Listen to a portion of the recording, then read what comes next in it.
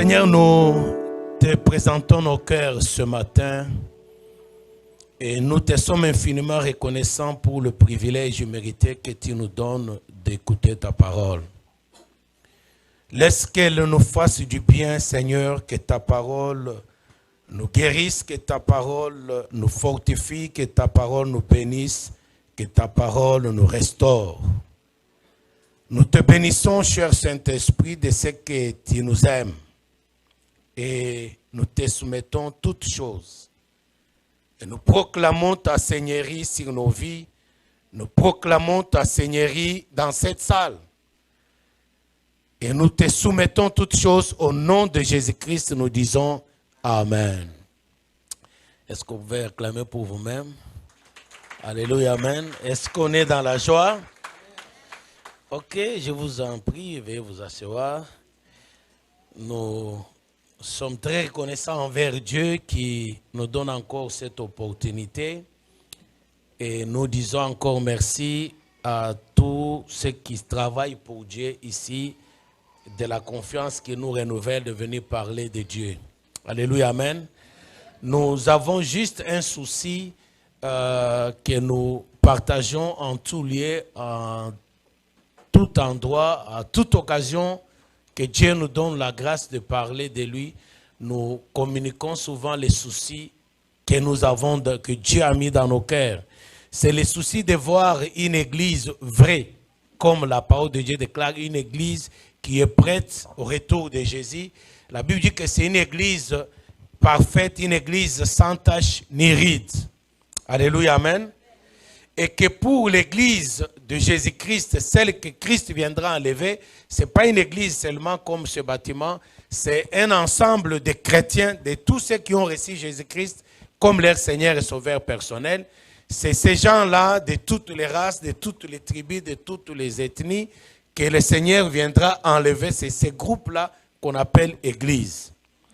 Et la Bible dit que cette église, le Seigneur viendra la prendre que quand elle sera à maturité, que quand elle sera belle, que quand elle sera sans tache ni ride. Alléluia. Or, l'église, dans sa configuration actuelle, elle représente beaucoup de taches, beaucoup d'impuretés, beaucoup de rides. Alléluia. Et c'est uniquement pour cette raison que Jésus-Christ traîne encore. Parce que l'église qu'il va venir prendre comme son épouse n'est pas prête. Amen, amen, amen. C'est ce qu'il faut que ceux qui ont le pouvoir ou qui ont reçu la grâce de communiquer la parole de Dieu, ils doivent communiquer réellement la pensée de Dieu. Préparer l'église à l'enlèvement parce que Jésus-Christ revient bientôt, alors très bientôt. Alléluia. Préparer l'église pour qu'elle soit prête, donc tailler l'église avec la parole de Dieu, modeler l'église avec la parole de Dieu, purifier l'église avec la parole de Dieu, sanctifier l'église avec la parole de Dieu, pour qu'elle soit finalement prête, qu'elle soit parfaite, qu'elle soit dans l'état où Jésus pourra revenir pour l'enlever. Alléluia. Et pour que cela soit possible, il faut que toi tu changes. Parce qu'à partir du moment où tu es encore imparfait, à partir du moment où tu as encore des imperfections, à partir du moment où toi-même tu as encore des taches et des rides, alléluia. Écoutez, les taches et les rides ou les taches ne veut pas dire seulement, quand bien même les taches veut dire l'impureté, le péché, mais les rides ne veut pas dire le péché ou l'impureté, les soucis de la vie. Alléluia. Vous savez qu'il y a des gens, tellement ils ont une vie médiocre, tellement ils ont une vie de problèmes, de preuves, ils sont en souci ou en stress chaque jour, que même s'ils sont jeunes, ils peuvent veiller rapidement, physiquement. Vous regardez quelqu'un qui est jeune, mais qui a beaucoup de rides. Alléluia. Moi, je bénis le Seigneur de ce que je suis noir et je suis trop fier parce que souvent, je vois certains amis blancs, il a l'air trop vieux. Et quand tu lui demandes son âge, tu te rends compte, quand il te dit son âge, il est le plus jeune que toi. Alors tu te dis, mais comment il apparaît vieux comme ça? Alléluia. Donc il est ridé. Et le ride, souvent, ce n'est pas seulement le signe de la vieillesse, mais c'est le signe de quelqu'un qui a tout le temps en souci, qui est tout le temps stressé, quelqu'un qui pleure tout le temps. Alléluia.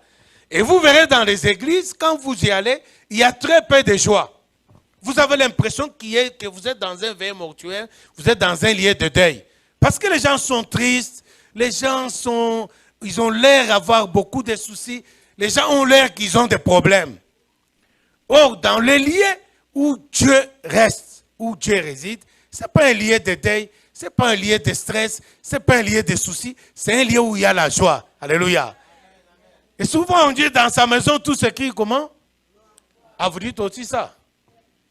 Mais est-ce qu'il y a la gloire ce matin? Ou il y a des problèmes? Alléluia, amen. Bien-aimés, le christianisme de ce temps de la fin, parce que nous sommes les hommes et les femmes du temps de la fin, les chrétiens du temps de la fin, parce que tous les signes que Jésus avait donnés pour nous montrer que son retour, il avait donné des signes, quand vous verrez ça, comprenez que le retour est proche. Tous les signes, presque tous les signes se sont accomplis. La seule chose qui n'est pas encore accomplie, c'est l'enlèvement lui-même. Quelqu'un dit Amen. Tout ce que Dieu avait dit, vous verrez tel signe. Vous entendrez des bruits de guerre. Si vous regardez les informations à la télévision, vous verrez qu'il y a plusieurs pays qui sont en guerre. Maintenant, là, j'avais fait cet exercice il y a plus d'une dizaine d'années. À l'époque, les jours où j'avais cherché à savoir combien de pays sont en guerre dans le monde, il y avait 48 pays. Je ne parle pas d'aujourd'hui. J'ai essayé, en ce temps-là, quand Dieu m'avait communiqué la pensée d'étudier un peu son retour. Et le bruit de guerre, ce n'est pas seulement une guerre entre une nation contre une nation. Le bruit de guerre, c'est, vous savez, le bruit de guerre, les arbres qui crépitent. Alléluia, amen. Ça fait partie des bruits de guerre, parce que dans un pays normal, on ne peut pas entendre les armes qui tirent en désordre dehors. Alléluia. Mais quand un pays n'est pas en guerre, vous entendez les tirs à gauche, à droite, ça c'est le bruit de guerre. Et vous savez, nos voisins qui sont à côté, si vous voulez vous lever un matin, vous apprenez qu'un enfant est allé à l'école avec une arme, il a tiré sur 12, 15 personnes. Ça, ce n'est pas la guerre, c'est le bruit de guerre.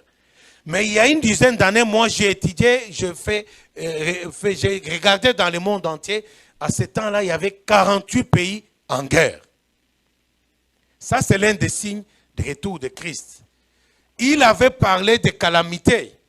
Il avait parlé de phénomènes comme tsunami, comme Katrina, tous ces noms-là que vous savez, les inondations dans des pays super développés. Mais il y a des inondations, il y a des tempêtes, il y a des ceci, cela. Il y a des choses difficiles à expliquer. Il avait parlé de maladies incurables. Alléluia, amen. Et tous ces signes se sont accomplis. La seule chose qui reste, c'est le retour de Christ. Et pourquoi il ne vient pas? Parce que l'Église n'est pas prête. C'est ainsi que tu dois t'estimer erré si on te parle de choses qui te préparent au retour de Jésus. Parce qu'il viendra comme un voleur. Il n'annoncera pas son retour. Il ne donnera ni la date ni l'heure. Mais au moins, il nous a donné le privilège de connaître la période par rapport à ces signes-là. Tous les signes se sont accomplis. C'est pourquoi, bien-aimés frères et sœurs, j'aimerais te communiquer la pensée de Dieu pour une vie saine, une véritable vie. Une véritable vie chrétienne. Le chrétien, ce n'est pas quelqu'un qui passe son temps à pleurer, même s'il est dans des problèmes, parce que le Seigneur lui-même permet que certains problèmes nous atteignent. La Bible dit, le malheur atteint souvent les justes. Il y a une suite, hein? Toujours. Donc le malheur peut arriver, pour une raison, pour une autre raison. Il y a plusieurs raisons. Dieu peut permettre certaines choses pour éprouver ta foi. Dieu peut permettre certaines choses pour te modeler, pour te transformer. Dieu peut permettre certaines choses pour manifester sa gloire. Il y a plusieurs raisons. Mais à la fin, la Bible dit, l'Éternel en délivre toujours. Toujours. Alléluia, amen. Donc le christianisme, ce n'est pas une vie de misère, une vie de misère, une vie de tristesse, une vie de pleurs tout le temps. Vous verrez dans certaines églises, ici vous êtes errés, je vis dans certaines églises, quand on prie, les gens pleurent. Là, je me demande pourquoi ils pleurent. Pourquoi? Parce que quand il se met à prier, le diable s'arrange à lui amener l'image, le miroir de sa vie. Pendant qu'il prie, le diable lui reflète l'image, la désolation. Elle est tellement dans des problèmes que dès qu'elle commence à prier, elle commence à pleurer. Tellement elle a des problèmes. Elle pleure. Alléluia. Nous ne sommes pas dans un lieu de deuil, nous sommes dans un lieu de gloire. Nous sommes ici pour adorer Dieu. Alléluia, amen. Dans Matthieu chapitre 5, le verset 8, pour ceux qui aiment lire la Bible, La Bible dit ceci. Heureux ceux qui ont le cœur pur, car ils verront Dieu. Alléluia. Est-ce qu'il y a des gens qui sont heureux ici? La condition pour être heureux, il faut avoir le cœur pur. Heureux ceux qui ont le cœur pur. Alléluia, amen. Car ils verront Dieu. Frères et sœurs, le christianisme, ce n'est pas une histoire. Jésus, ce n'est pas une histoire. Ce n'est pas quelqu'un qui a vécu et qui ne vit pas. C'est quelqu'un qui a vécu, qui vit et qui vivra éternellement. Donc il est vivant, il est présent. Et nous avons l'habitude de dire qu'il est parmi nous. Moi je dis ce matin, il est en nous. Et si Christ est en nous, la Bible dit, Christ en nous, c'est l'espérance de la gloire. La gloire, ce n'est pas la médiocrité, ce n'est pas le pleur, ce n'est pas le stress. Bien-aimé, je t'enseigne un christianisme nouveau, un christianisme du temps de la fin. Un vrai christianisme où Christ est réellement vivant. Il vit et il agit.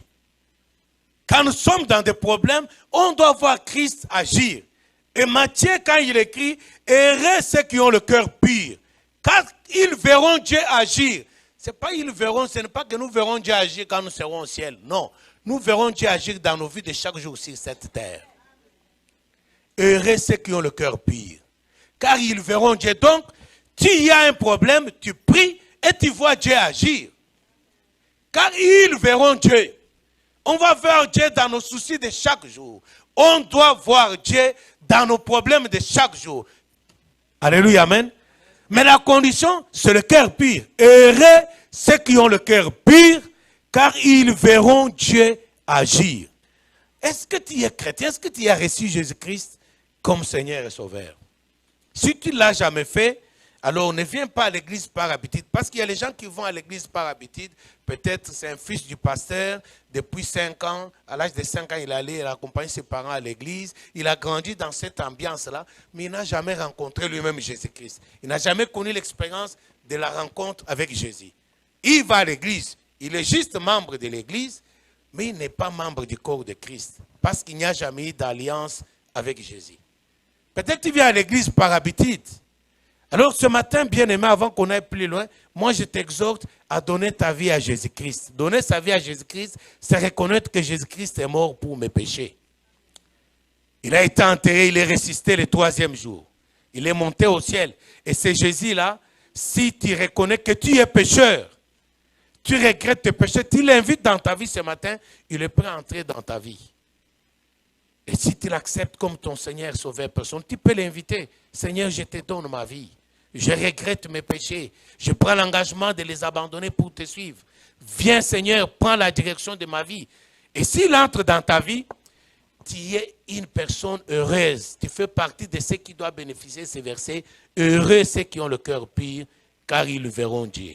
À partir de ce moment, tu verras Dieu dans ta vie de chaque jour. Dans tes problèmes de chaque jour, tu invoques Dieu et tu le vois agir, bien-aimé. Alléluia, amen. Heureux ceux qui ont le cœur pur, car ils verront Dieu. Nous allons lire le livre d'Apocalypse au chapitre 4. Alléluia, amen. Frères et sœurs, le christianisme où tu ne vois pas Dieu, je le dis, je le répète toujours, le christianisme où sur la terre, tu ne vois jamais Dieu agir dans tes problèmes. Tu ne l'as jamais vu, tu ne l'as jamais expérimenté, alors c'est un faux christianisme. Alléluia, amen. Jésus n'est pas seulement au ciel, il est aussi présent sur la terre. Il est omniscient, il est omnipotent, il est partout à la fois et en même temps. Alléluia, amen. Alors s'il est capable de te garder une place au ciel, il doit être capable d'abord de te donner une meilleure place sur la terre. Il doit être capable de prendre soin de toi sur la terre. Comment peux-tu croire dans un Dieu qui est capable de toi seulement quand tu seras au ciel et qu'il soit incapable de tes problèmes sur la terre? Et si tu es un Dieu incapable de ta vie, de prendre soin de toi sur la terre, crois-moi, il n'y a pas de place pour toi au ciel. Alléluia. Écoutez, bien-aimés, un jour, c'est ce qui est dans le livre d'Apocalypse chapitre 4, je vais vous l'expliquer, vous pouvez considérer dans la Bible. À partir du verset 8, alléluia. Attends, je vérifie comme ça, je vais être plus proche. pour qu'on aille rapidement. Apocalypse chapitre 4. Oui, c'est à partir du verset 8. Alléluia, amen. Bien-aimé, c'est un homme qui priait aussi Dieu, comme toi et moi aujourd'hui. Et ça se passe sur la terre d'abord, mais cet homme va être transporté jusqu'au ciel. Alléluia, amen. Dieu a préféré lui montrer ce qui se passe au ciel pour qu'il comprenne ce qui devrait se passer dans sa vie sur la terre. Alléluia. Frères et sœurs, on parle ici de l'apôtre Jean. Ce n'était pas un chrétien ordinaire, c'était un grand serviteur de Dieu. Ce n'était pas n'importe quel serviteur de Dieu, c'était quelqu'un dont la Bible définit comme la personne qui était la plus proche de Jésus. Alléluia. Ces gens-là, quand Jésus était encore avec eux sur la terre, il était tellement dans l'intimité de Jésus qu'il venait se coucher sur la poitrine de Jésus comme un bébé. Donc ils étaient tellement liés, ils étaient tellement attachés, ils étaient tellement intimes. Alléluia. Qui est l'ami intime de Jésus ici? Mais écoutez bien, malgré son intimité avec Dieu, Jean va connaître des problèmes. Alléluia. Et il ne connaît pas de problèmes comme toi et moi, on connaît des problèmes parce que nous avons péché. Et le diable peut mettre la main sur nous. Lui, Jean n'a pas péché, mais il a des problèmes parce qu'il est resté fidèle à Jésus et il a continué à servir Dieu. Et comme il était dans une période où il y avait beaucoup de haine, beaucoup d'atrocités contre la personne de Christ, Jean a été arrêté et on l'a emmené dans un désert qu'on appelle Patmos. On l'a laissé seul dans le désert, c'est-à-dire sans secours, il pouvait espérer, les secours ne pouvaient venir de nulle part. Je ne sais pas si tu passes aussi une période de ta vie comme tu es dans un désert où personne ne vient te secourir. Même quand tu cherches de l'aide, personne n'est disposé à t'aider. Tu te rends compte que tu es seul, tu es dans la solitude. Personne ne pense à toi, personne ne vient compatir à tes problèmes, personne ne te donne même pas de conseils. Tu n'as personne. Jean a été abandonné dans l'île de Patmos. Et dans ce désert-là, seul, on l'a abandonné pour la cause de l'évangile. Alléluia. Et Jean, j'imagine que comme un chrétien normal comme toi et moi, quand il est dans les problèmes, il devrait prier Dieu, n'est-ce pas? C'est ce que nous faisons, non? Quand nous sommes dans les problèmes, on prie Dieu, on prend des temps de jeûne et prière. Seigneur, aide-moi, Seigneur, aide-moi, Seigneur, secours, Seigneur, protège, Seigneur, délivre-moi, Seigneur, Seigneur, Seigneur. Alléluia, amen. C'est ce qu'il faisait aussi. Alléluia. Il a passé beaucoup de temps là-bas à pleurer, à chercher un secours qui ne venait pas. Frères et sœurs, je vous ai parlé la dernière fois ici de la prière. J'aimerais te dire que la prière, je vous l'avais dit, un aspect, l'efficacité de la prière ne consiste que si tu pries sur base de la parole de Dieu. Alléluia. Je te donne une deuxième clé aujourd'hui. Parce que la prière, même si tu la fais n'importe comment, même si tu la fais avec tous les versets bibliques, mais si ta vie est impure, c'est une prière qui ne sera jamais efficace. Associé à cette prière-là, la sainteté. Bien-aimé, dans ce texte que je vous ai donné, Apocalypse chapitre 4, Jean, dans toute cette désolation, dans cette détresse, Dieu vient le visiter. Alléluia. Et quand Dieu vient le visiter, Dieu ne lui parle pas sur la terre, Dieu le prend et l'amène jusqu'au ciel.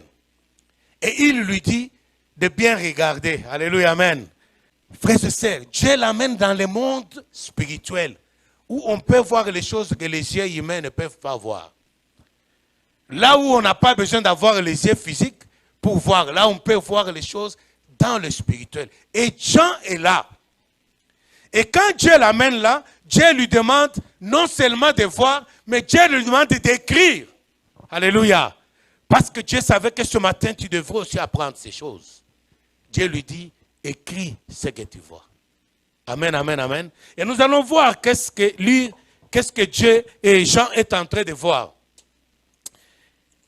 Nous lisons ceci, Apocalypse chapitre 4, verset 8. Les 4 êtres vivants, c'est ce que Jean est en train de voir. Je suis allé plus loin pour gagner du temps. Jean voit ceci et il écrit. Les 4 êtres vivants ont chacun 6 ailes.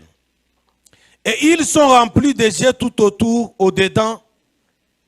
Et ils ne cessent de dire jour et nuit, Saint, Saint, Saint est le Seigneur Dieu, le Tout-Puissant, qui était, qui est et qui vient.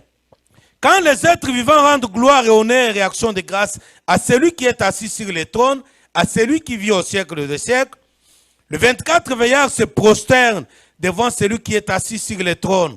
Et ils adorent celui qui vit au siècle des siècles. Et ils jettent leur couronne devant le trône en disant, tu es digne, notre Seigneur et notre Dieu, de recevoir la gloire et l'honneur et la puissance.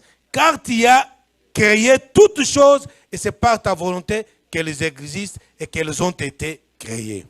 Alléluia. Je vais m'arrêter là parce qu'on prendrait un autre texte dans le chapitre 5. Frères et sœurs, notre thème de ce matin, c'est l'adoration. Alléluia. Nous sommes dans la continuité de ce que nous avons vu l'autre fois. La prière, dans la prière, il y a plusieurs types de prières. On n'a pas le temps de faire un enseignement, c'est quelque chose qu'on peut faire un enseignement pendant une semaine, mais faute de temps, on va y aller étape par étape, selon que Dieu va nous donner la grâce de venir vous parler ici. Je vous avais parlé de la prière, nous sommes dans cette continuité-là, et aujourd'hui je vous parle de l'adoration. L'adoration, c'est la prière. Parce qu'il y a plusieurs étapes de la prière. Il y a la prière qu'on appelle la prière d'action de grâce. Seigneur, merci parce que tu m'as donné le souffle de vie. Seigneur, merci parce que tu m'as donné du travail. Seigneur, merci, merci, merci. C'est une prière, mais c'est des actions de grâce. Alléluia, amen. Il y a aussi une prière qui est juste des supplications. Supplier Dieu pour le convaincre à te donner quelque chose. On demande avec supplication, avec insistance. C'est aussi un type de prière. Alléluia. Mais il y a aussi la prière d'autorité. Pour ceux qui sont enseignés dans ces choses-là, où on utilise le nom et le pouvoir du nom de Jésus pour chasser les démons. Alléluia. C'est aussi une prière. Mais il y a aussi la louange. Alléluia. On a loué aujourd'hui.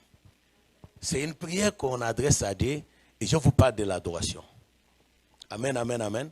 Parce que c'est ce que Jean voit.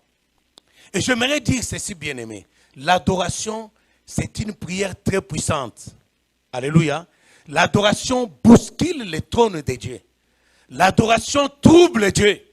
Si tu veux qu'il t'écoute facilement, ce n'est pas en multipliant tes requêtes. Seigneur, le mariage, Seigneur, le travail, Seigneur, les enfants. Non. Mais si tu adores Dieu, et tu l'adores comme il faut, Dieu va être secoué. Et quand il est secoué par l'adoration, sa première réaction, nous allons le voir dans la Bible, sa première réaction, c'est de répondre à tes problèmes. Alléluia. J'aimerais dire à quelqu'un que la maturité spirituelle, ça ne consiste pas à demander à Dieu ce que nous voulons, ça consiste à être dans le plan de Dieu. Quand on est dans le plan de Dieu, Dieu connaît nos besoins bien-aimés. Ce n'est pas quand tu lui dis que tu es malade, qu'il sait que tu es malade. Il savait avant que tu sois malade que tu tomberas malade. Tu peux multiplier de prières, même si dans nos faiblesses, il arrive de nous dire, Seigneur, je suis malade, guéris-moi. Il sait, on ne l'informe pas Dieu. Amen, amen, amen. Et ce n'est pas à force de multiplier les paroles que tu vas les convaincre d'exaucer ta prière. Alléluia. Ce qui va pousser Dieu à bouger, c'est le plaisir que lui procure ta vie. C'est le plaisir que lui procure ta prière. Alléluia, amen. Si ta vie, je l'avais dit l'autre fois, si tellement ta vie est conforme, étant l'intimité, c'est pourquoi je vous ai parlé de l'intimité des gens avec Jésus. Si tu es dans l'intimité de Jésus par rapport à la qualité de ta vie, avant même que tu pries, Dieu peut exaucer des prières. Bien aimé, on n'a pas de temps, on a expérimenté des choses où on n'a pas demandé à Dieu X choses, on a juste désiré, où on est juste dans les besoins, avant que l'on prie, Dieu nous a exaucés. Il peut le faire pour toi. Alléluia. L'adoration, bien-aimé, c'est ce que Jean voit. Quand Dieu l'amène au ciel, Dieu lui dit de regarder et d'écrire. Et quand il regarde, il voit que Jésus est assis sur le trône. Alléluia, amen. Et c'est ce qu'il commence à nous écrire là. Il voit Dieu sur le trône et il voit autour du trône qu'il y avait les 4 êtres vivants et les 24 veillards. Alléluia, amen. Et il nous écrit ce qu'il est en train de voir.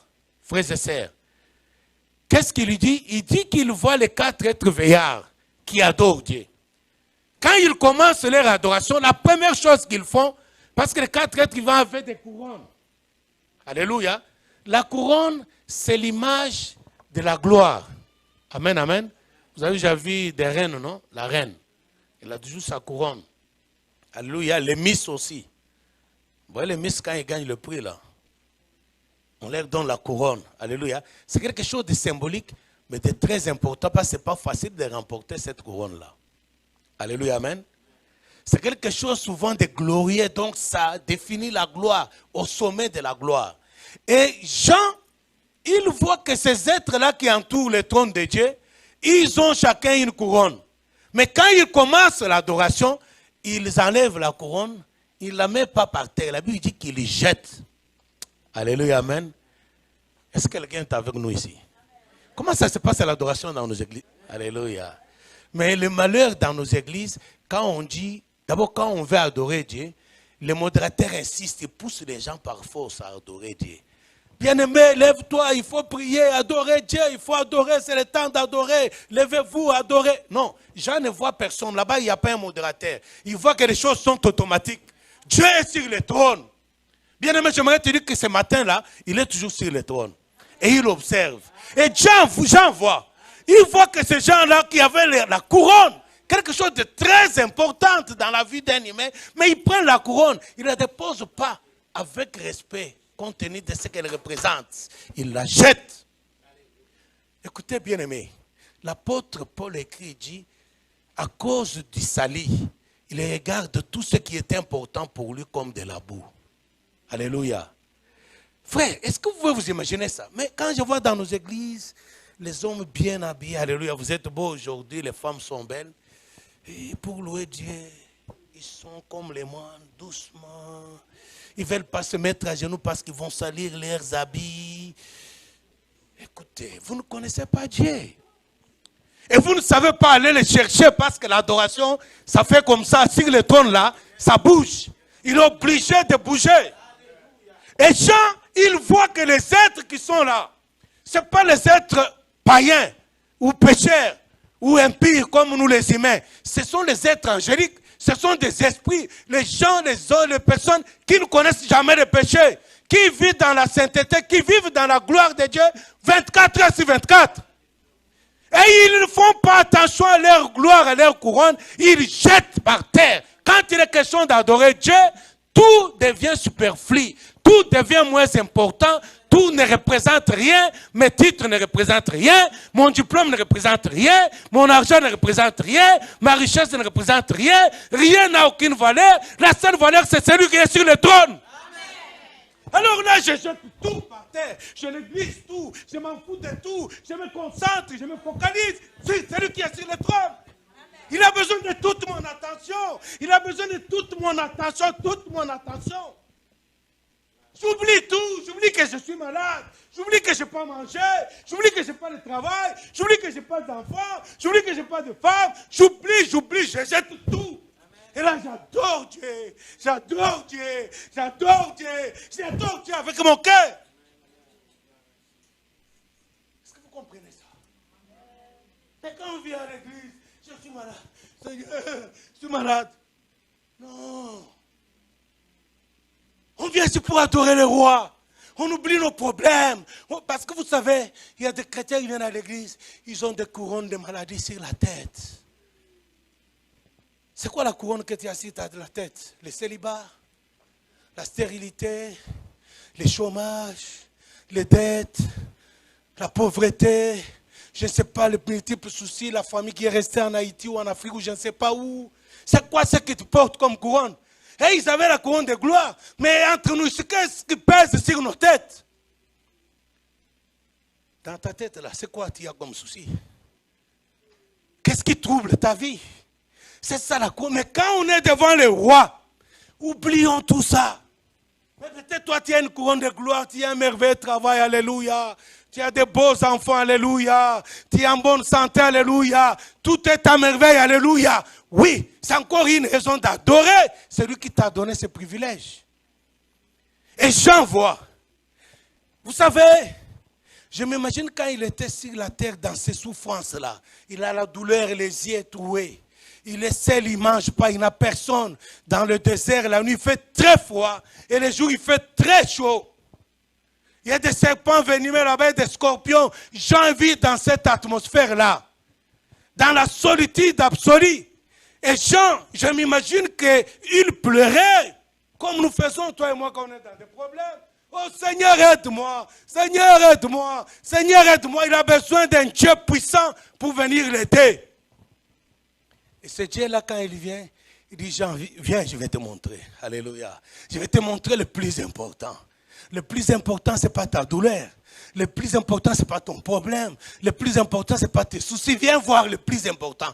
Et quand Dieu arrive au ciel, je m'imagine en tant qu'humain, je serai à sa place, il s'attendait de voir un Dieu puissant qui devait régler ses problèmes tout de suite. Et il voit que Dieu est sur le trône, comme s'il n'a pas vu Jean. Alléluia. C'est Jean qui écrit, il dit, il voit qu'il y a quelqu'un sur le trône. Et celui qui est sur le trône, c'est le Seigneur. Mais le Seigneur ne fait pas attention à Jean. Il ne dit pas bonjour Jean, comment ça va sur la terre? Non, il ne s'intéresse pas à Jean. Le Seigneur, c'est comme s'il est ailleurs. Et Jean regarde. Il dit qu'autour du trône, il y a 24 veilleurs, il y a 4 êtres vivants. Et qu'est-ce qu'ils font? Ils jettent leurs couronnes. Ils se mettent à genoux, ils jettent leurs couronnes. Et ils adorent Dieu. Ils adorent Dieu. Ils adorent Dieu. Écoutez, qu'est-ce qu'ils font? Quand ils adorent Dieu, ils ne multiplient pas beaucoup de paroles. Alléluia. Ils disent un seul mot. Saint, Saint, Saint. Saint, Saint, Saint. Saint, Saint, Saint. Saint, Saint, Saint. 24 heures sur 24, bien-aimés. Waouh. Ils disent pas, oh Seigneur, je t'adore car tu es puissant. Alléluia, Seigneur, je t'adore car tu es ceci. Non, non, non, non. Ils ne multiplient pas de vaines paroles. Un seul mot. Saint. Il répète ça 3 fois parce que Dieu, les 3, c'est la plénitude de Dieu. Ils adorent Dieu dans toute sa plénitude. Ils adorent Dieu dans toute sa puissance. Il cite un seul mot, mais il le répète 3 fois. Saint, Saint, Saint. Saint, Saint, Saint. Saint, Saint, Saint. Saint, Saint, Saint. Saint, Saint, Saint. 24 heures sur 24. Alléluia. Qu'est-ce que ça veut dire? Bien aimé, vous savez, l'adoration ou la louange, mes amis qui chantent ici, excusez-moi, mais je vais vous dire quelque chose. Ce n'est pas le bruit que vous faites ici, là. Vous savez, tout ce qu'on fait ici, Dieu n'a rien à voir avec tous nos cinémas qu'on fait ici, là.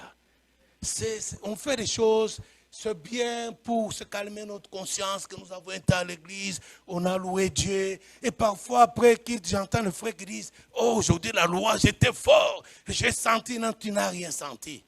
Tu as juste transpiré, il n'y avait rien de spécial. Oh, j'ai senti la présence de Dieu pendant qu'on adorait. Non, Dieu, on ne le sent pas. Dieu, on le voit quand on a besoin de lui. Si tu es un Dieu que tu sens, oh, je sens Dieu. Ok, moi je vais voir Dieu. J'ai besoin d'un Dieu que je vois dans mes problèmes. Quand je suis dans les besoins, il vient me secourir. La Bible dit qu'il est le secours qui ne manque jamais pour ceux qui sont en détresse. Je n'ai pas besoin de sentir Dieu. Ce n'est pas une odeur, ce n'est pas quelque chose, une douleur qu'on doit sentir. Dieu est vivant. On doit le voir. Il est vivant, il agit. Le christianisme, le vrai du temps de la fin, c'est le christianisme qui impacte, qui impressionne les païens. Les païens ont besoin de voir un Dieu puissant dans ta vie pour qu'il soit attiré aussi à l'église. Et pour voir ce Dieu puissant dans ta vie, il faut apprendre à l'adorer. L'adorer pas comme nous faisons. L'adorer, la Bible dit, et c'est Jésus lui-même qui dit, l'heure vient où le vrai. Donc il y a le faux. Alléluia. C'est Jésus qui parle à la femme samaritaine. Il dit non, femme, l'heure vient. Et il dit, cette heure-là ne va pas venir. Mais il dit l'heure vient, mais elle est déjà venue. Où le vrai adorateur. Donc ça veut dire qu'il y a des faux adorateurs. Alléluia. Les faux adorateurs, ils sont là. À peine il a quitté la maison, il a eu la chicane avec sa femme, avec ses enfants, il a péché dans les pensées, et il arrive ici, et puis alléluia, louons Dieu, il est bon de louer Dieu, alléluia. Ça c'est le faux adorateur. Le vrai, et Jean est en face de vrai. Il n'y a aucune reproche dans leur vie. Il n'y a aucune tâche dans leur vie. Il n'y a rien dans leur vie. Mais quand ils prient, ils ne répètent pas plusieurs paroles. Alléluia. Ils ne disent pas, oh Dieu, tu es puissant. Parce que sur le trône, Dieu n'a rien à voir avec la puissance parce qu'il n'est pas menacé. notre Dieu. Saint, saint, saint. Saint, saint, saint. Bien-aimé, quand on chante, c'est bien. Quand on loue, c'est bien. Quand on adore, c'est bien. Je ne dis pas que ce n'est pas bien. Mais le problème est que c'est efficace. Parce que l'adoration, ce n'est pas une prière charnelle. C'est une prière des esprits d'abord. Le vrai adorateur adore Dieu en esprit. Alléluia. Donc ce n'est pas une prière charnelle. C'est pas l'adoration charnelle, c'est quoi? L'équipe d'adoration répète les samedis. Ils choisissent les chants qui sont bons pour eux. Alléluia. Ils choisissent les chants qui savent que l'auditoire, notre église, la plupart ils aiment tel chant, tel chant. Ils choisissent les chants qui vont venir chanter pour nous faire du bien. L'adoration, c'est pour faire du bien à Dieu. On adore, on loue pour toucher le cœur de Dieu, pour réjouir le cœur de Dieu. On ne choisit pas les chants que nous aimons, nous. Nous, on adore pour nous faire du bien à nous-mêmes. Et puis quand on dit, l'adoration était meilleure. Qui t'a dit qu'elle était meilleure? Est-ce que Dieu t'a dit qu'elle était meilleure? Oui, elle était meilleure pour toi. Parce que tu aimes ces chants-là. Et on l'a tellement bien chanté. Tu as senti que c'est bien, n'est-ce pas? Quand on loue bien là, on sent que c'est bien. Mais est-ce que Dieu sent que c'est bien? Quand on adore Dieu, on n'adore pas Dieu pour notre plaisir. On adore Dieu pour son plaisir. On veut réjouir son cœur. On chante pour toucher son cœur, pour lui faire plaisir, pour lui donner du plaisir, pour réjouir le cœur de Dieu. Alors quand on vient chanter ici avec vos chants là, écrits par je ne sais pas qui, je ne sais pas quand il avait écrit ces chants, il était dans quelle attitude. Et puis toi-même qui viens de chanter les chants là, on ne sait pas comment tu es venu ici, qu'est-ce que tu as fait hier, qu'est-ce que tu vas faire tout de suite après Kilt. On ne sait pas comment se passe ta vie. Et puis tu viens te trémousser ici, et puis les gens chantent, et puis quand ils transpirent, ils disent, oh, j'ai senti Dieu. Non, tu as transpiré. Frère, Jean est impressionné. Il voit l'adoration de vrais adorateurs. Ils adorent en esprit. Et ils disent Saint, Saint, Saint, Saint, Saint, Saint, Saint, Saint, Saint. 24 heures sans repos, sans pause. 24 heures sur 24. Qu'est-ce que ça veut dire, bien-aimé? Parce que l'adoration véritable, elle est d'abord spirituelle avant de devenir charnelle. Avant que tu puisses chanter ton chant là, il faut que ta vie. Alléluia. Est-ce que quelqu'un m'écoute? Il faut que ta vie crie chaque jour, ta vie, pas ta voix, ta vie, puisse crier Saint, Saint, Saint. Ça veut dire quoi? Quand tu es devant la tentation de mentir, alléluia, tu ne cèdes pas à cette tentation, tu résistes, tu dis je suis chrétienne, je ne peux pas mentir. Là, tu es en train de dire Saint. Quand tu es devant la tentation de la fornication, tu es tenté, oui, mais tu résistes, tu dis non. Quand tu dis non au péché, tu es tenté de dire saint. La Bible déclare, c'est Dieu qui le dit, soyez saints, car je suis saint. Est-ce que quelqu'un m'écoute? La louange et l'adoration, ce n'est pas l'acte physique. C'est l'intérieur qui doit adorer Dieu. Et adorer Dieu comment? En disant saint, saint, saint, saint, saint, saint. Il y a l'occasion de mentir, je dis saint. Il y a l'occasion de voler, je dis saint. Toi qui ne payes pas la dîme, je paye ma dîme désormais parce que je dis saint. À la tentation de ne pas donner. Il y a la tentation de la colère, de la haine. Hier, je vais vous donner un petit témoignage. Je suis resté sur le lit en train de prier depuis 4 h du matin jusqu'à 11 h, 11 h 30. Et je me suis levé vers 12 h. Je devais aller faire une petite course dans un supermarché. Et en y arrivant, il n'y avait pas des endroits de stationnement. J'ai stationné la voiture. Sur le stationnement, on a mis l'insigne de famille, là. Hein, la femme enceinte avec les enfants. J'étais tellement pressé, j'ai garé là-bas. Quand je rentre pour aller à la voiture, il y a une voiture qui était à côté ici, avec 2 femmes. Une femme et sa jeune fille qui devait avoir dans les 18-19 ans. Bon, écoutez. Alors quand ils sont venus, ils m'ont vu, je tiens la porte pour ouvrir. La fille me regarde, dit, ah ouais, on vient se mettre à la place de la famille tabac. Oh, excusez-moi. Vous comprenez les choses, non? Elles commencent à m'insulter dans leurs choses là.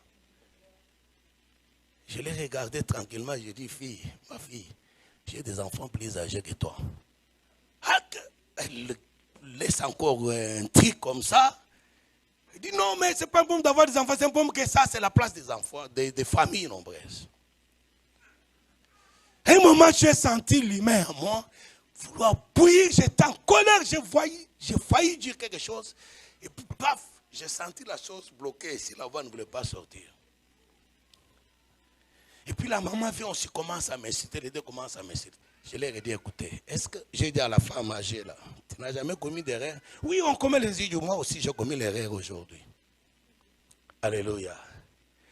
Donc l'occasion de pécher là, la colère c'est un péché. Est-ce que vous savez ça?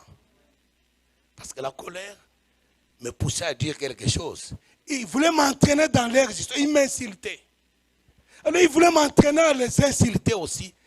Quand moi, si ils insultent parce qu'ils sont enfants du diable, ils font le travail de leur père. Si moi je les insulte, je fais la honte de mon père. Est-ce que vous comprenez ça? Le fait de résister, ça veut dire saint. Saint, saint, saint. 24 heures sur 24, il faut que ta vie crie chaque jour à Dieu. C'est ta vie qui doit adorer Dieu. Écoutez, nous sommes l'enveloppe ici, c'est le corps. En nous, il y a le souffle, il y a l'esprit. L'esprit, là, Dieu l'a soufflé. La Bible dit quand Dieu a créé l'homme, il a pris la terre, il a fait ce corps ici. Alléluia. C'est ce corps ici qui nous fait pécher souvent. Avec tout le désir qu'il veut, tout ça. Si tu vas regarder tous tes péchés, c'est pour satisfaire ton corps. Alors Dieu a créé ce corps avec la terre. Et quand il a créé le corps, l'homme n'avait pas de vie. La Bible dit après, Dieu va souffler. Le souffle quitte la bouche de Dieu, entre dans les narines de l'homme. Et alors l'homme commence à vivre. Quelqu'un dit Amen. Donc en nous, il y a une part de Dieu. Quelque chose a quitté Dieu. Le souffle quitte sa bouche. Ça entre sur nos narines. C'est ce souffle-là qui est en nous, qui nous donne de vivre. C'est l'aspect spirituel, l'esprit de Dieu en nous. L'homme, Dieu, 3 fois Père, Fils, Saint-Esprit. Dieu a créé l'homme comme lui, tripartite, le corps, l'âme et l'esprit. Et c'est l'esprit qui a un problème. Alléluia, amen. Et au niveau de l'esprit, là, il faut que ma vie 24 sur 24 crie Saint, Saint, Saint. C'est ça l'adoration. Les vrais adorateurs adoreront le Père en esprit et en vérité. C'est-à-dire, tu ne viens pas avec une dimension, tu vis dans le péché, tu viens louer Dieu, tu adores Dieu. Non, tu n'es pas ni en esprit, ni en vérité. Tu te trompes toi-même. Mais c'est la vie interne. C'est ce souffle-là que Dieu a mis en nous, qui tout le temps devant un péché, il nous dit non, tu es enfant de Dieu, ne fais pas ça. Je résiste. Tu veux être séduit, tu es séduit pour aller dans l'impudicité, tu te bloques, tu dis, je ne peux pas faire ça. Tu veux tomber dans la colère, je ne peux pas faire ça. Tu veux mentir, je ne peux pas faire ça. Tu veux insulter, je ne peux pas faire ça. Donc, 24 sur 24, si tu contrôles ta vie, c'est au-dedans là que ta vie chaque jour. Dieu qui est au ciel, il voit ta vie. Il voit que ta vie lui crie chaque jour. Saint, Saint, Saint. Saint, Saint, Saint. Écoutez bien aimé, Dieu communique à Jean que le problème ce n'est pas pleurer pour tes problèmes, le problème c'est d'abord pleurer pour ton âme. Comment est ta vie? Regarde ceux qui sont là. Ils ne se soucient pas ni de quoi que ce soit. Ils s'occupent de la sainteté. Ils veulent réjouir le cœur de Dieu. Bien aimé, une vie pure. Une vie de sainteté, c'est une vie qui réjouit le cœur de Dieu. Saint, Saint, Saint, Saint, Saint, Saint. Est-ce que ta vie, elle fait ça? Est-ce que ta vie adore Dieu? Est-ce que ta vie loue Dieu? Est-ce que chaque jour, chaque heure, est-ce que ta vie loue Dieu? Les pensées impires, il y a les gens qui développent les pensées impires. Les hommes qui ne veulent pas, qui ne peuvent pas voir une belle fille passer, ils doivent se tourner pour regarder, se tourner. Est-ce que ta vie adore Dieu? C'est ma vie intérieure qui doit adorer Dieu. Pas de n'importe quelle façon en disant Saint, Saint, Saint. Écoutez la conséquence ou les conséquences d'une telle vie. Apocalypse chapitre 5. Jacques continue à écrire ce qu'il voit. Vous pouvez aller lire l'Apocalypse chapitre 3, chapitre 4, chapitre 5 à la maison. Moi, je vous donne seulement l'essentiel. Apocalypse chapitre 5, à partir du verset 8.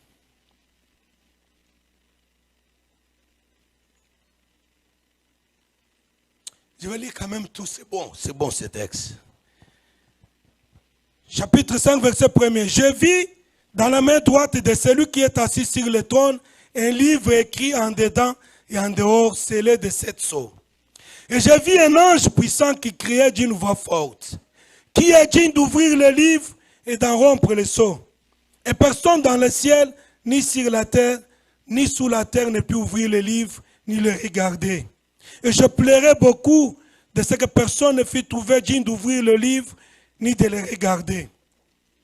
Et l'un des veillards me dit, ne pleure point. Voici le lion de la tribu de Juda, le rejeton de David a vaincu pour ouvrir le livre et les 7 sceaux.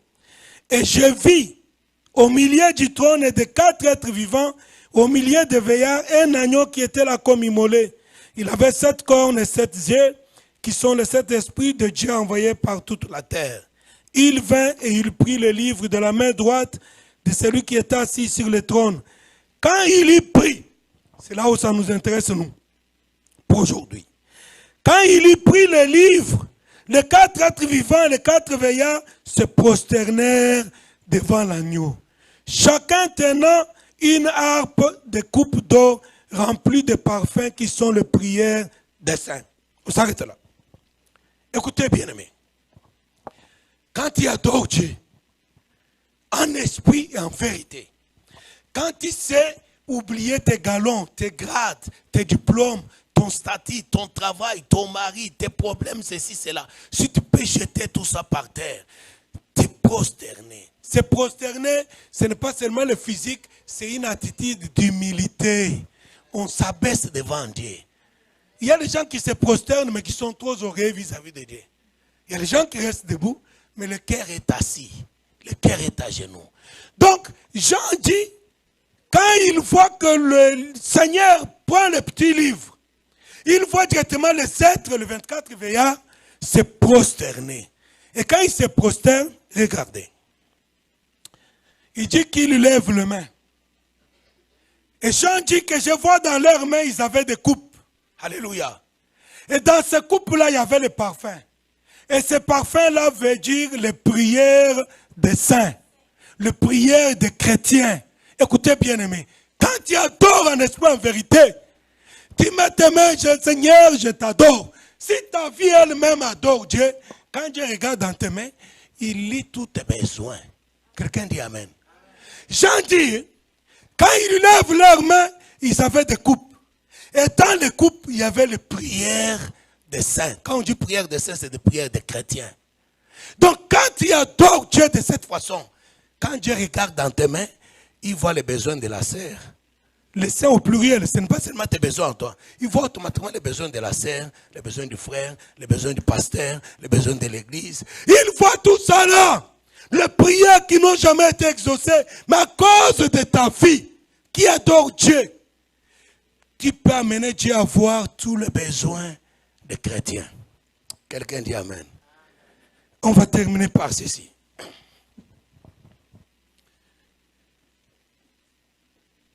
Quand il eut pris les livres, les 4 êtres vivants et les 24 veillards se prosternèrent devant l'agneau, tenant chacun une harpe et des coupes d'or remplies de parfums qui sont les prières des saints. Et ils chantaient un cantique nouveau en disant, tu es digne de prendre les livres, d'en ouvrir les sceaux. Car tu as été immolé, tu as racheté pour Dieu par ton sang des sommes de toute tribu, de toute langue, et de tout peuple, et de toute nation. Bien-aimé, l'adoration. Tu peux transformer ta vie. Pas avec le pleur devant Dieu. Dieu n'aime pas les gens qui pleurent devant lui. Bon, il peut arriver que tu es dans l'émotion, dans la douleur, tu peux pleurer. Ce n'est pas un péché. Mais le plus important, c'est ta vie. Souviens-toi, mon frère, ma soeur, ce qui va t'attirer les faveurs de Dieu, ce n'est pas ce que tu lui dis. Parce qu'avant que tu lui dises, lui connaît déjà tes besoins. Ce qui va t'attirer les faveurs de Dieu, c'est ce que tu y es. C'est ta vie qui va t'attirer les grâces et les faveurs de Dieu. C'est ta vie qui va faire bouger son trône. Dieu, pour ceux qui réjouissent son cœur par la qualité de leur vie, Dieu n'aime pas le voir souffrir. Et quand Dieu le voit souffrir dans la souffrance, Dieu envoie quelqu'un au secours. C'est ainsi que Jean, qui pleurait dans l'île de Patmos, Dieu lui a envoyé quelqu'un, dit amène-moi ces gens-là. Alors Jean apprend ce que tu apprends avec moi ce matin. L'adoration de vrais adorateurs. Alors frères et sœurs, avant de chanter de belles chansons pour Dieu, il faut que ta vie elle-même soit une belle chanson pour Dieu. Conforme ta vie à la parole de Dieu. Soumets ta vie à la parole de Dieu. Laisse la parole de Dieu tailler ta vie, modeler ta vie, transformer ta vie. Alors tu vas t'introduire dans l'intimité de Jésus. Et quand on est dans l'intimité de Jésus, on comprend les choses comme lui. Prier ou ne pas prier, ce n'est pas un problème. Mais parce que ta vie vaut de l'or aux yeux de Dieu, toutes les fois que ta vie est menacée, Dieu va descendre pour te soutenir. Heureux ceux qui ont le cœur pur, car ils verront Dieu. On va se lever par là pour prier. Est-ce que tu vois Dieu dans tes problèmes? Si tu ne le vois pas, purifie ton cœur tout simplement. Heureux ceux qui ont le cœur pur, car ils verront Dieu. Bien-aimé, le christianisme, je vous en supplie, d'aujourd'hui, là, ce n'est pas le vrai. Le christianisme, c'est voir Dieu. Nous devons voir Dieu. Non seulement voir Dieu dans nos problèmes, mais faire voir Dieu aux autres. Alléluia. Je disais un jour à un frère, si les hommes ne veulent pas venir à Jésus, nous allons amener Jésus vers eux. Que la qualité de nos vies, confrontée à leur style de vie, qu'ils sentent que Dieu est là.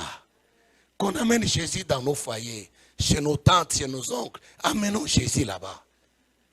Nous allons prier, j'aimerais que tu pries Dieu. Ce qui empêche Dieu de te bénir, ce qui empêche Dieu d'agir, ce n'est pas que tu ne pries pas beaucoup, non. Ce qui empêche Dieu de te bénir, c'est tes péchés.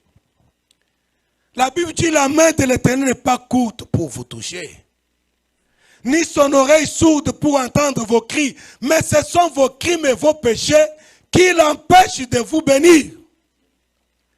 Heureux ceux qui ont le cœur pur, car ils verront Dieu. Pas au ciel seulement, dans nos vies de chaque jour. Si nous avons le cœur pur, nous verrons Dieu s'intéresser à nos problèmes, intervenir dans nos problèmes, se glorifier dans nos problèmes. J'aimerais que tu pries, frères et sœurs. Selon que tu as entendu cette parole, Dieu t'a parlé, je suis trop sûr. Et tu sais que ton cœur n'est pas pur. Et tu as compris pourquoi tes prières ne sont pas exaucées. Tu peux demander le secours de Dieu. Parce que malgré la volonté d'abandonner le péché, nous sommes incapables. C'est le secours de Dieu. Tellement le cœur désire abandonner le mal. Quand tu pries Dieu, il t'envoie son Saint-Esprit te soutenir. Te rendre capable d'abandonner le péché qui te domine. J'aimerais que tu pries Dieu. Si tu es sincère avec lui, demande le secours de Dieu. Seigneur, j'ai besoin de la force, de ta force à toi pour vaincre tel péché. Tu connais ta vie. Ne te trompe pas toi-même, ne trompe pas Dieu. Tu connais tes faiblesses. Mets-les devant le Seigneur, demande le secours du Seigneur pour te délivrer de tes faiblesses, pour te délivrer de tes péchés, pour ôter en toi ce qui l'empêche de te toucher, de te bénir. Demande le secours de Dieu et demande-lui désormais de te donner la force de résister au péché, la force de combattre, de vaincre le péché dans ta vie, afin que ta vie soit elle-même une louange à Dieu et une prière d'adoration, avant que tu te mettes à genoux pour l'adorer. Prions au nom de Jésus. Amen. Cher Seigneur, merci. Merci pour ta parole. Quand ta parole vient, elle touche, elle secoue, elle corrige. C'est ce que l'apôtre Paul nous apprend, que toute écriture est inspirée de Dieu. Merci pour ton serviteur que tu as utilisé ce matin pour parler à ton peuple. Merci pour cette belle parole, Seigneur, que notre vie soit un cantique agréable à toi. Que le Saint-Esprit, Seigneur, puisse agir en chacun de nous, afin que nous puissions t'honorer par notre vie au milieu de ce monde. Tu nous as appelés à être sel et lumière. Fais que, Père Saint, nous puissions laisser le Saint-Esprit nous transformer afin de vivre pour toi en tant que sel et lumière dans ce monde. Merci de ce que tu le feras et que tu feras au-delà de ce que nous pensons, car nous t'avons prié au nom de Jésus. Amen.